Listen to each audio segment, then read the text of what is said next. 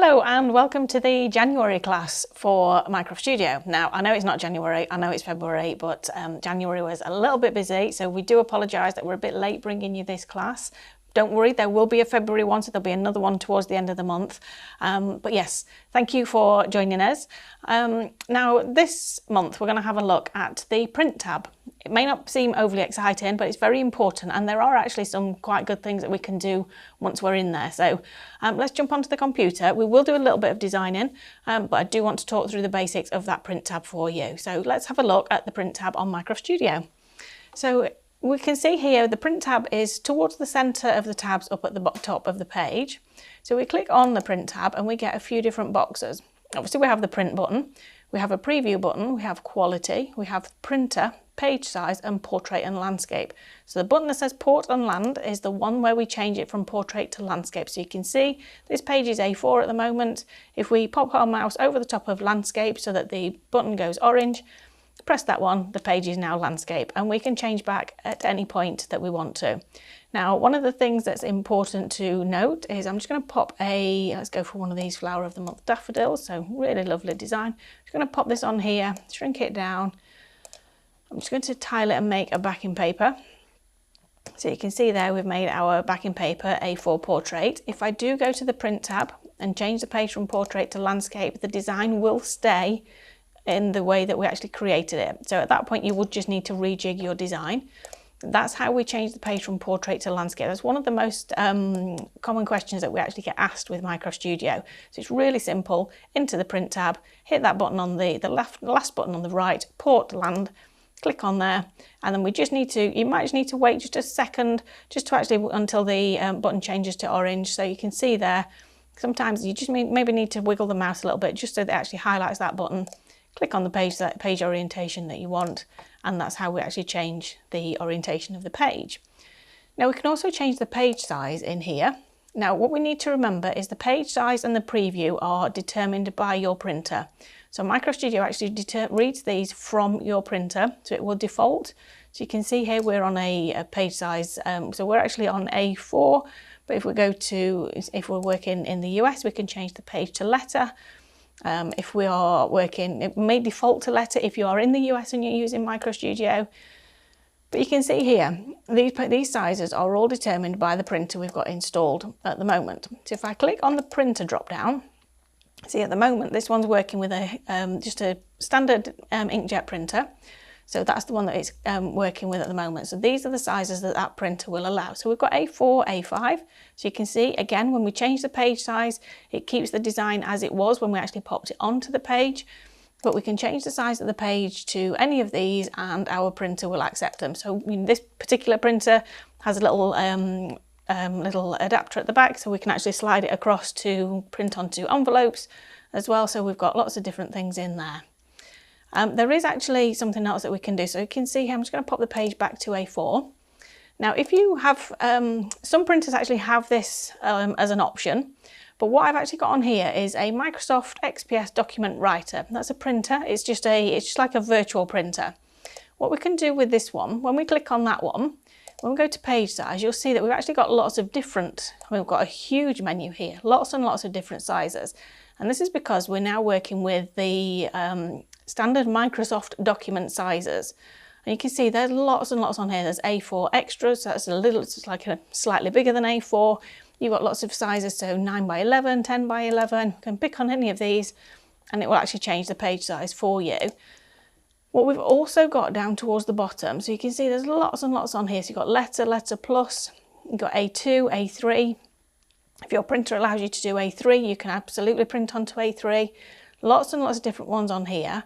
But if we come right down to the bottom, we have a user-defined size. So on yours, it may say custom, and this is absolutely determined by your printer. On the HP printer, if I click back onto that HP printer, we do not have this as an option. So that particular printer that we use in the office doesn't allow us to do custom page sizes. But what we can do, if we go to this one, and there are, it's kind of like a phantom virtual printer. So there are quite a few options of them. So if you actually pop one of those onto your computer, you can see here we've got this user-defined size. When we click on that, we actually get, you can see we've got the edit size button now. This edit size button will appear and disappear when you actually click onto that button. So you can see there, this page size is a standard size, we can't edit that page size. Click onto the user defined size and the edit size button appears. We click onto this and now we get the define custom page size. So we can work in centimeters, inches or pixels. So maybe you're wanting to work on a 6 inches, 6 by 6 square. So we can put 6 in the top, 6 in the bottom. So we just need to press enter when we actually pop those into there. 6, enter, and press OK. This page is now 6 by 6 square. So I'm just going to delete this off the page by pressing the delete button on my keyboard. So this page is now 6 by 6 square. So what that means is if you have a piece of paper that you're going to pop into your printer, as long as you align it in the correct place when you pop it in your printer, then you can actually create the design A6 and print it out. But one of the other things that we can do, we can move these sliders along as well. So you can see that you can see this little bit here, it's giving you an indication as to how the page looks. So you can see there we're down at 14 and we're at centimeters at the moment. So you can see we can go tall and slim. And there we've got a really tall, thin page. So it may be that you're working with offcuts or you're working with specific areas when you're actually creating a design. Maybe you're creating a scrapbook page and you want a very specific sized piece of design. Lots and lots of different options on this one. So if I just come back here, let's go back to inches and we'll get that 6 inch page back on again. So I'm going to put 6 and press enter, put 6 and press enter, and then OK. So we're now back on our 6 inch by 6 inch page. Going to zoom into the page so that we can see what we're doing, and we'll just create a little bit of a design. So what we'll do is we'll create just a backing paper using these Flower of the Month daffodils, which are just absolutely beautiful. So we'll go with the over the edge daffodil and we'll go with this particular one here. So just going to pop that onto the page. I'm going to shrink it down and tile it to start with. So we'll go back to the Home tab, press on the Tile button, which is in the Image Tools section. We do have lots of videos where we'll actually show you how to do all of this that I'm doing. This is just really quickly to show you a little bit of how we can actually use this particular element of the graphics program. I'm going to go to my Brushes tab, I'm going to select my colour picker, get one of the soft tones in there, and I'm going to set the canvas to that shade. So you can see there, it's actually created the backing paper that's perfectly matching. Blending in just a little bit, so I'm just going to soften that colour just a little bit, just by pulling this colour out just in this top box here, just making it just a little bit softer. Press set, and you can see we've just softened it just a little bit. What we're going to do now is we're going to go into Effects, soften the backing paper, so just softening that tile there. I'm now going to copy and paste. So it pops another one straight over the top. We'll pop this one, in fact we'll pop it just up here. And then we'll just pull these tile buttons out again. So you can see there we've actually created the paper there. Going to come back to our files, going to bring the same design on again. I'm going to make it quite large because I just want it to just be overhanging the edge of the page. Going to add a little bit of a drop shadow on there just by moving the blur radius tool just a little bit, just to give it a little bit of extra definition there. Soften it just a fraction, and there you can see we've got our backing paper created. So this is just a really simple backing paper that we've created. Now this is going to be a 6 inch by 6 inch paper, so I'm going to save this file and I'm going to save it into my Print tab class folder, which I've just created this morning. I'm going to call it 6 by 6 page. Saving it as an MCS file because that will actually save it as an editable file. I'm also going to save it as a JPEG file. So we'll call it 6 by 6 page again and save it as a JPEG. You can see there we've saved that. So now we've actually created a 6 by 6 page and we've saved it as an actual printable file. One of the things we can also do in the Print tab, obviously we've got lots of things overhanging the edge of the page here at the moment, and it's actually quite difficult to see what's going to print, especially when we've got quite a lot going on over on this side. So what we're going to do is we're going to press the preview button. So that will actually pop a black line onto your page. So you can see there we've got a black line on the page that shows you exactly where it's going to print. So this particular dummy printer that we've got on here is assuming that we're printing borderless.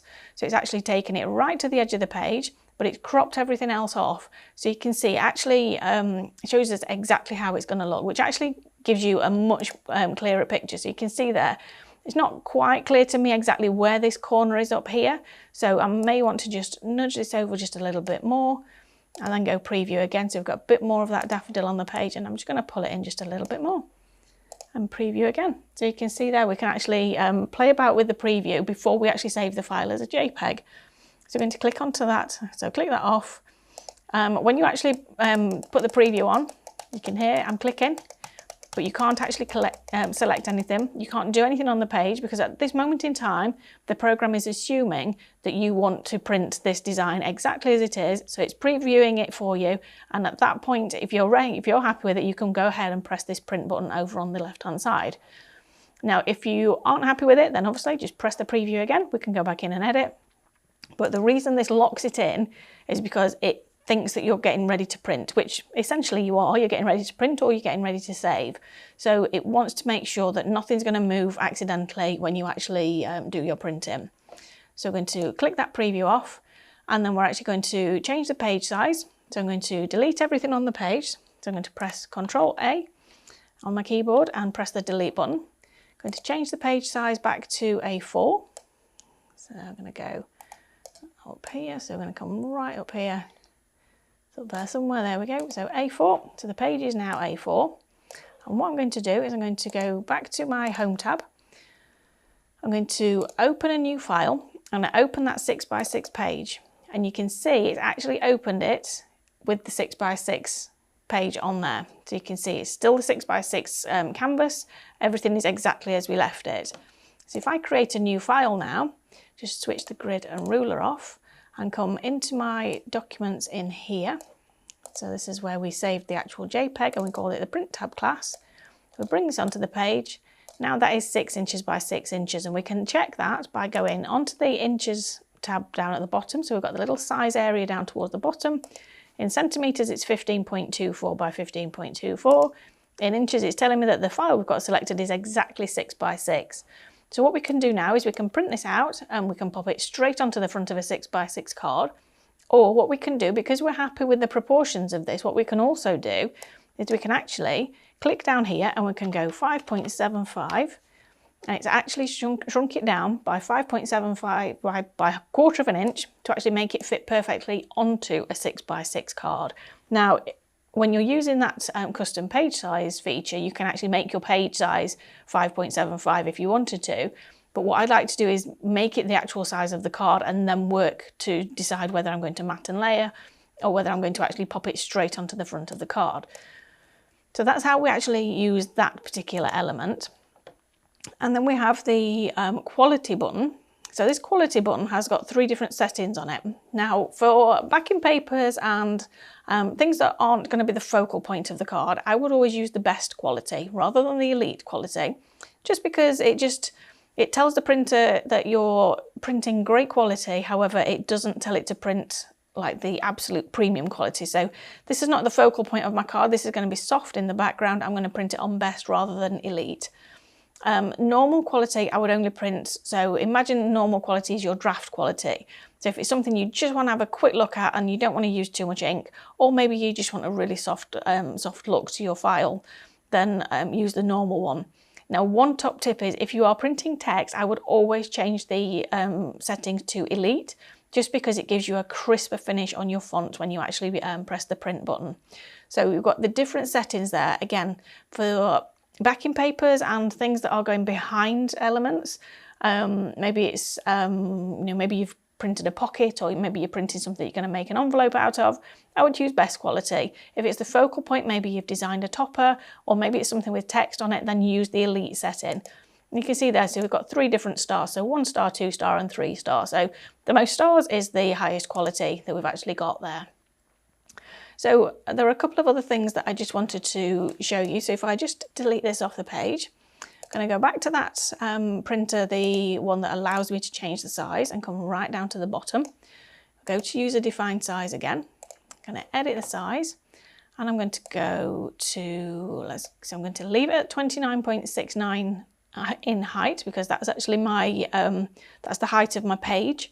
What I'm going to do is I'm going to change the width of it to, let's go with 7 centimetres.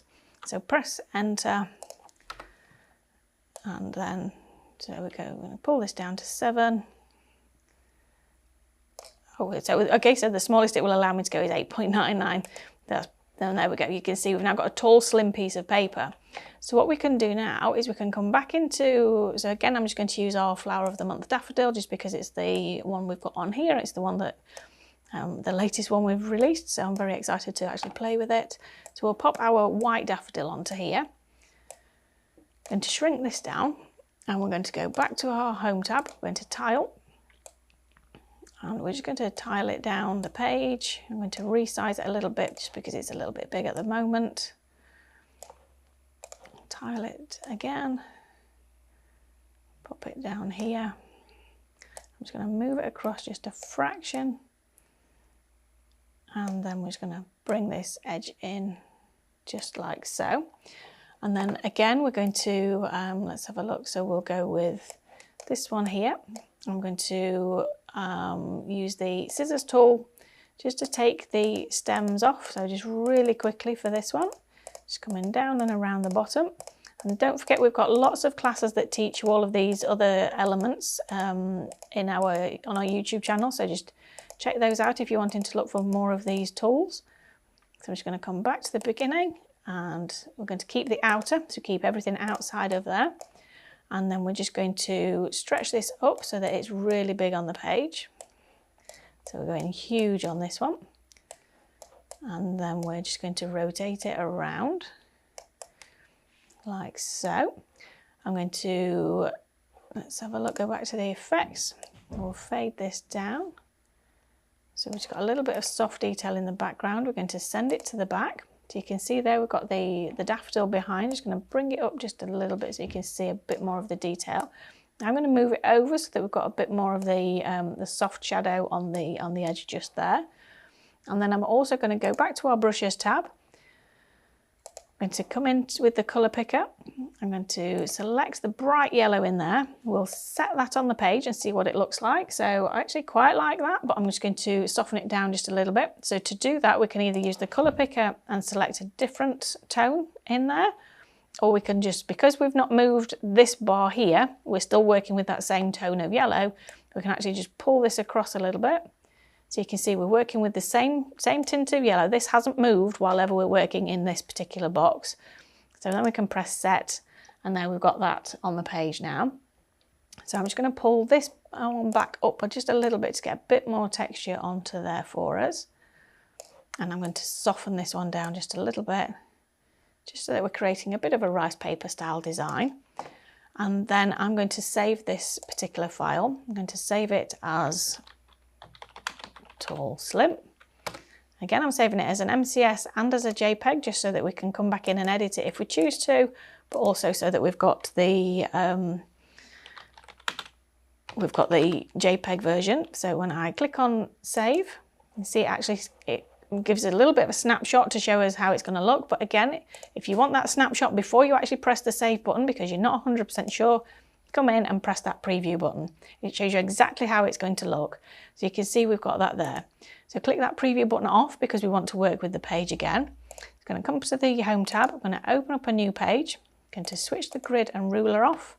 And then we're going to come back to our files, back up to documents where we've just saved that particular one, into our print tab class. Bring this onto the page. And you can see now we've actually got this piece here that fits perfectly onto our A4 page. What we can do now is we can bring on our daffodils again. So let's go with this one this time. So I'm going to shrink that down a little bit. I'm going to tile it, and we'll tile the whole paper. So you can see we just tiled the whole backing paper there. And then we're going to copy and paste. So we've got 2 on the page. Just going to pop that one there, pull that tile over, and then we're going to copy and paste again. And then we'll pull that one down and pull that tile over just so that we've got everything there. What I need to do now is I need to send this one to the back and then send this one to the back. So click onto it, right click onto order, send to back, click onto it, right click, order, send to back. And you can see now we're creating our backing paper, so I'm just going to send that one to the back again. And you can see we're just creating just a beautiful backing paper. I'm just making sure that I've got everything. There we go. You can see we've got beautiful flowers all over there. But what we've got now is a different tone to the paper. So we've got this piece here that we've created on our tall slim page that we don't have to worry about cropping because we've actually saved it on that, dummy printer. What we can also do is come back into our brushes. We can set the background page, but what we can then do on this particular one here, so this is the one I've got selected, what I'm going to do is I'm just going to come into effects and I'm going to use the softer edges just to blend that into the paper. So you can see we've got this piece here. So if I just bring this down and bring the softer edges in, what we can do then is we can stretch it so that it's in the center of the page, and there's lots and lots of other section things that we can do within this section. But what we can do now is we can go back to that print tab, because at the moment we've got quite a lot going on this, and we may not want to save it just yet, but we can hit that preview button and it will show us exactly how it's going to print. Now you can see this line has actually come in to the edge, from the edge just a little bit of a margin just there. That's our preview line, and this is the line where we're going to print, and that's because when I've opened a new page, it's actually defaulted back to the original printer that is set as the default printer on this computer, which is that HP DeskJet. So because it's defaulted back to that one, the preview shows me that particular print area for that printer. If I change the printer back to this one and then click the preview off and back on again, you see it's gone right to the edge of the page. So you can see the difference there. So your printer may have a different print border setting. It may be that yours chops a little bit more off at the bottom than it does at the top, but that preview will show you. So if you're actually thinking about popping something on your page and your printer always chops something off at the bottom, I know one of the ones in the office does, we always know not to put anything within about 3/4 of an inch of the bottom of the page. So that will actually save you having to do that, because it means that you don't have to, with the preview on there, it will show you exactly where it's going to chop the design off. So that gives you a little bit of an insight there. So I'm just going to save this page as well, because I actually really like that one as well. So we'll call this one A4 page. And then we'll save it as a JPEG as well. So we'll call it A4 page as well. So, and then in the print tab, the only other button that we've actually got is the print button. So this one actually takes you to the print settings for your, so you can see I'm not actually plugged into the HP printer at the moment because I'm in the studio, so it's actually and that printer's in the office. But this brings you into the box where it will allow you to change your preferences. So you can see here, we can change it from portrait to landscape. If I was connected to the other one, it would allow me to select fit to page. It may be that there's a setting that is fit to page or actual size. And they're the ones where if you're working with your reflections or your charisma for tattered lace files, you would actually need to make sure that they are 100% and we're not fitting to page.